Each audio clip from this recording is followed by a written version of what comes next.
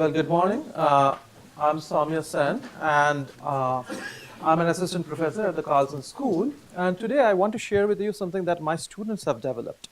And these are the MBA students in Information Technology and Solutions. This is a part. This is a course which is a part of a two-menu offering that we have for our part-time MBA core. One is Jason's course that God alluded to earlier, and this one is my course that I teach. And the focus of this course is to really provide students with an overview of the technological underpinnings of different IT solutions and systems that we talk about throughout their information systems courses, etc., that they might be interested in. So it's offered twice a year, in fall and in spring, and we have about 45 students in each section. It lasts for 7 weeks, that is one term. And in each of the week, we cover different topics related to the broader notions of IT. So it helps to take the students step through the different elements of cyber-human systems, starting with the physical level technologies of mobile communication, internet, and going up all the way to the community level of socio-technological systems of how people interact and communicate in groups and participate in social media, social networks, etc. And this course is totally online now. It used to be in class, but we have decided to have it completely online so that it's easier for the students to take it. And these are the different course components or the evaluation components. The first one are the lecture videos that they can watch, and there are embedded quizzes that they have to take in order to move on to the next video. And that's about 20% of the grade. And then there is the discussion board where we have the students share different interesting stories and comment on each other's shared articles, etc. And then we have a voice thread presentation where the students can record their presentations about a particular topic, like green IT. It could be about healthcare. It could be about IT. It could be about blockchains, etc. Topics that may not be covered in very much details in the 6 weeks of the course. So I encourage them to pick topics that are not covered and prepare presentations on it, and the student groups grade each other. And the other component is the mini projects, and here I encourage them to look at how technological decisions were being made, how businesses are adapting their IT solutions to the challenges and the opportunities in different markets. And so we call this as culturalization of IT solutions. And the students first find examples of companies that have gone through that process of figuring out what technology to use and made those choices and continuously evolved on those choices, and they prepare reports on that. And as a part of this course, I also teach them how to write HTML files so that they can create web pages. And that finally becomes a repository where you have like several articles or mini cases about companies that have adapted IT solutions to the needs of the market. And that's what I'm going to talk about today. So in addition to the video lectures, one of the things that I like to do is in the class, you would typically bring in an industry expert and talk to them directly. But what do we do in an online setting? Well, I invite the students to submit questions in advance about the different topics that we are going to talk about, and then I find experts from different companies to talk to them. So this is recorded over the internet, and we usually have a Skype conversation that we record, and then we have some finer touches in the green room, etc., to make it look like a real interview. And we have a series of tech talks that the students can watch. So now that the students get to have the knowledge about the different components of IT from the lecture videos, and then some inputs from the industry experts about what challenges their businesses faced and how they're managing them, I wanted them to delve deeper into trying to figure out how companies make this decision. And Vijay was alluding to this earlier, this process of decision making. How do you choose a technology? How do you adapt the technology to the challenges and the opportunities that exist in different markets? And to do that, I asked them to look at culturalization of IT solutions in emerging markets. And they could also pick examples from the US as well. But a lot of this interesting examples come from outside.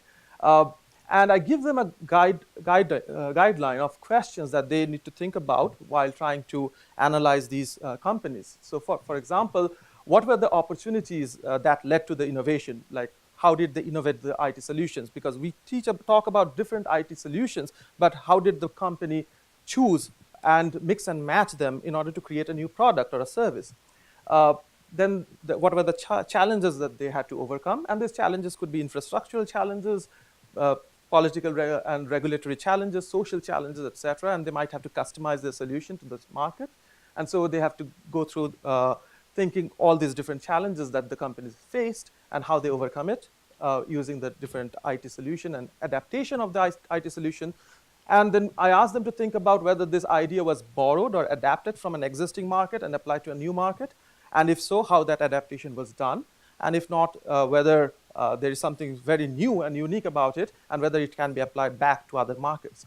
I also asked them to focus on how the company evolved over time, how they adjusted the IT solutions, their business strategies, marketing strategies, etc., in order to succeed in those markets. So it's like a continuous culturalization that they need to focus on, and whether some of these ideas can be applied back in the markets in the US.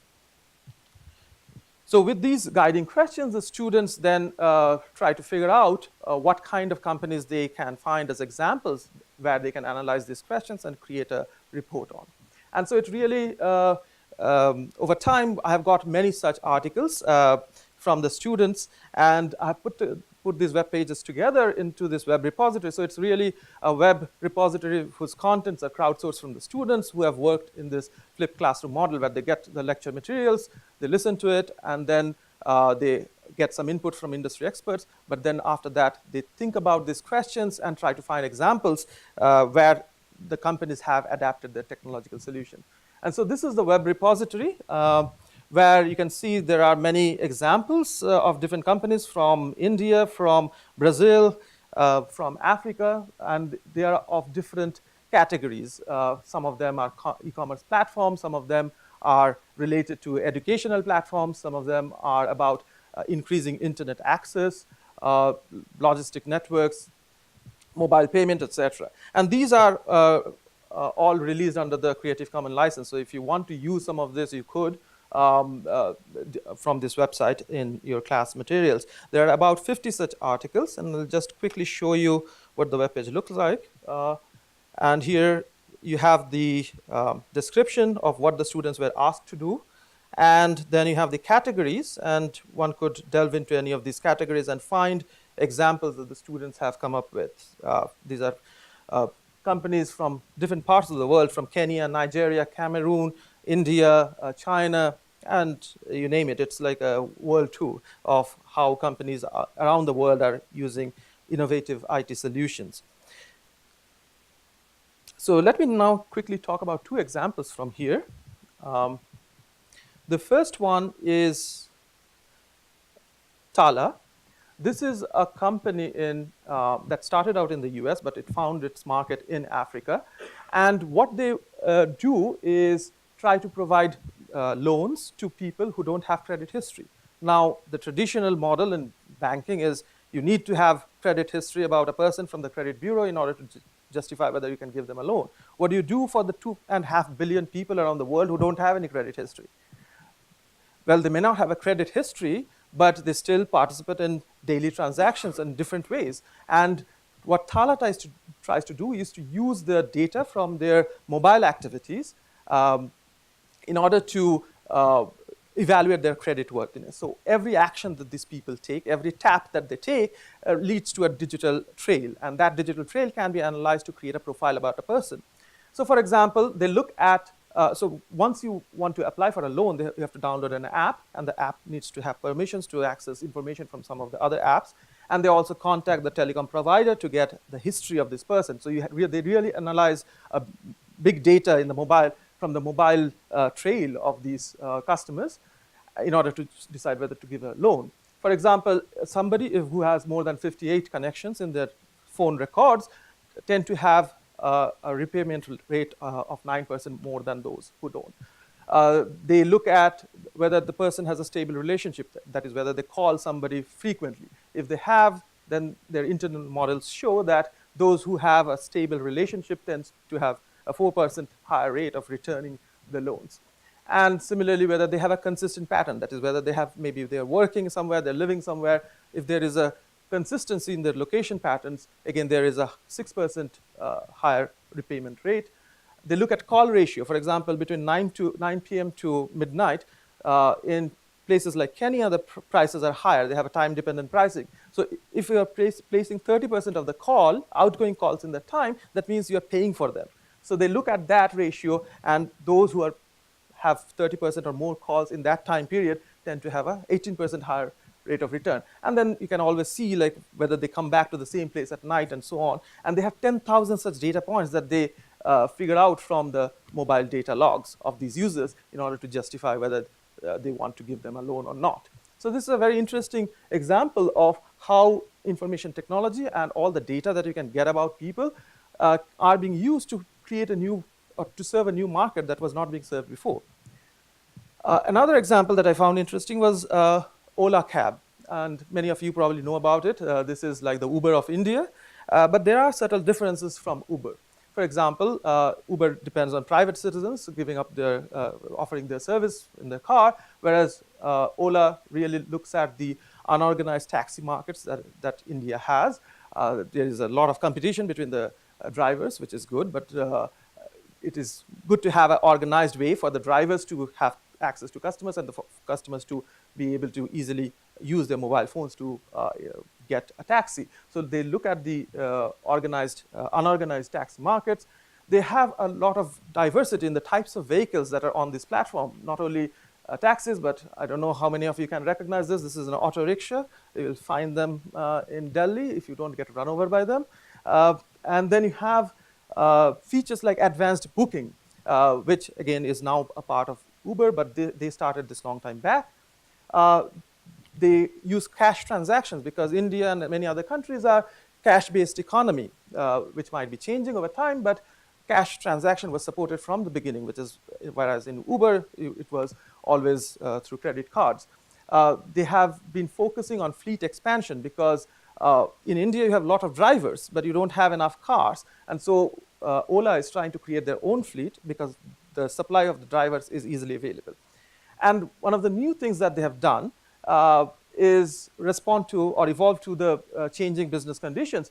Like in India, recently, they had a demonetization drive in which the currencies were rendered worthless, and you would have to go to the bank, submit your old currency in order to get new currencies. So and there were very long queues for that. So what Ola started was for those who were really busy to stand in the queue, or for senior citizens to have the taxi drivers service for them. So they would do the queuing for them, get their cash transactions exchanged. So that's how they are changing their business models in response to new things or new events that are happening out there. And these kind of examples really help the students to think through how to use IT solutions in innovative ways. There are so many IT solutions that we talk about, but which ones to pick? How can you modify them, adapt them, or culturalize them to the local context and the local businesses, and how some of these ideas can be brought back to the US or any other markets where it can be applied. And if you look at the repository, I think you would find a lot of similar interesting examples that you could use maybe in your class, or these could be starting points for interesting cases that one could look at in order to help the students have enough examples of how to make these decisions about choosing technologies and how to adapt them to the environments that exist in those markets. Thank you. Any questions? Thank you.